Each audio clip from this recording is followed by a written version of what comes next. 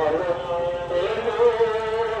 ఘోరవాదము పొందెను ప్రతివానికి రూపులొచ్చు అతనికి రూపులేదు ప్రతివానికి రూపులొచ్చు అతనికి రూపులేదు పదివేలను మాకు ప్రభువు